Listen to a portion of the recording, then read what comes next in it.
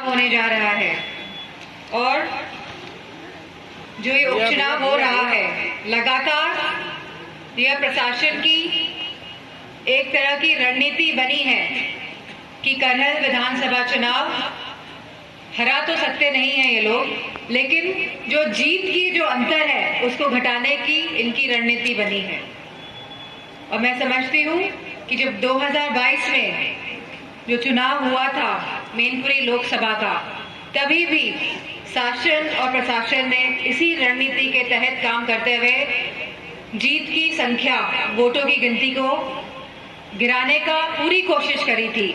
लेकिन मैं धन्यवाद देना चाहूंगी एक एक मैनपुरी लोकसभा क्षेत्र के हमारे सभी जनों का, जिन्होंने नेताजी के मान सम्मान में एक एक वोट डलवाकर एक ऐतिहासिक जीत पूरे देश में मैनपुरी का नाम और नेताजी का नाम और उज्जवल करने का जो कार्य किया है, उसके लिए मैं हमेशा और नेताजी का पूरा परिवार आपका हमेशा कृतज्ञ रहेगा। जो आज ये लड़ाई होने जा रही है, यह हमारी विचारधाराओं की और सिद्धांतों की लड़ाई होने जा रही है।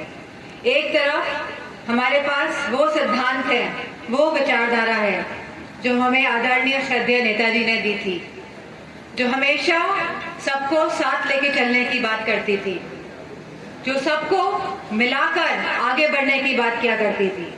और एक तरफ वो विचारधारा है जो बांटने की बात करती है, जो काटने की बात करती है, जो ऐसी नकारात्मक राजनीति की बात करती है, जो भय का माहौल आपस में पैदा करने की बात करती है, क्योंकि वह जानते हैं कि आज देश का और हमारे उत्तर प्रदेश के जो युवा है, जो महिलाएं हैं, जो किसान हैं, सभी वर्ग के लोग अब जागरूक हो गए हैं, क्योंकि हम सभी चाहते हैं कि हम सब एक होकर आगे बढ़े। हम सभी चाहते हैं कि हमारे बच्चों को नौकरियां मिले।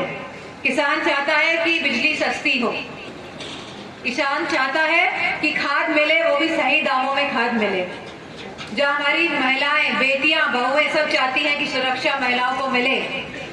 और लगातार जो आज हमारे प्रदेश का जो हाल है, जो हमें देखने को मिल रहा है, क्या उपलब्धियां हैं सरकार की, आप बताइए।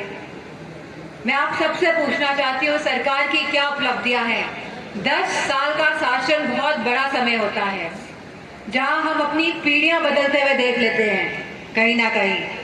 और ये पीढ़ियों की बात करते हैं, और जैसा मुकुल जी ने कहा, अगर हम पीढ़ियों की बात नहीं करेंगे तो अच्छा बताइए, पीढ़ियां ही नहीं होंगी तो भावात्मक रिश्ते कैसे बनेंगे। और यह जो सरकारें हैं, जो ये भाजपा की सरकार है, इनके मन में कोई भाव, कोई रिश्ता, कोई प्यार का जज्बा नहीं है। ये हमेशा लड़ाने की बात करते हैं, बिगाड़ने की बात करते हैं। और मुझे खुशी इस बात की है कि नेताजी ने हमेशा सबको साथ लेके आगे बढ़ाने की बात करी। और हमारे राष्ट्रीय अध्यक्ष जी जो पीडीए की रणनीति लेके आए हैं, जिसमें हम सब चाहते हैं कि हमारे सब पिछड़े भाई, अल्पसंख्यक भाई, हमारी माताएं, हमारी बहनें, हमारे युवा साथी सब मिलकर आगे बढ़े, क्योंकि जब आप सब एक साथ मजबूत हो जाओगे तो आपको कोई हरा नहीं सकता है, आप पे कोई अन्याय और अत्याचार नहीं कर सकता है, क्योंकि आप सब एक दूसरे का सहारा बनने के योग्य होंगे। तो मेरा आप सबसे यही अनुरोध है। और जो मैं बात कह रही थी आपसे, अगर हम भाजपा की अगर उपलब्धियां गिनाएं तो आज की उपलब्धियां इनकी ये हैं कि आज महंगाई चरम सीमा पर है, आज बेरोजगारी चरम सीमा पे है, आज बिजली की दरें चरम सीमा पे हैं, आज खाद की बोरी की कीमत इतनी महंगी है कि किसानों के हाथ खाद नहीं लग पा रही है। पेट्रोल डीजल के दाम क्या हैं, आज दूध के क्या दाम हैं, इसी के साथ हमारे युवाओं की नौकरियों के क्या हाल है, और छुट्टा पशु की समस्या आज भी बरकरार है कि नहीं है। जब चुनाव हुए थे विधानसभा के, तो आपसे क्या वादा किया गया था कि ये छुट्टा पशुओं की समस्या से आपको निवारण दिया जाएगा, ये समस्या को सुलझाया जाएगा। लेकिन ये सरकार ऐसी सरकार है जो बातें और वादे तो बहुत करती है, लेकिन चुनाव के बाद ये सब भूल जाती है, और जब भूल जाती है, जब कोई कार्य नहीं कर सकती है, तो ये आपस में भिड़ाने का काम करती है। जातियों को जातियों से भिड़ाती है, धर्म को धर्म से को लड़ाने का काम करती है। लेकिन मुझे खुशी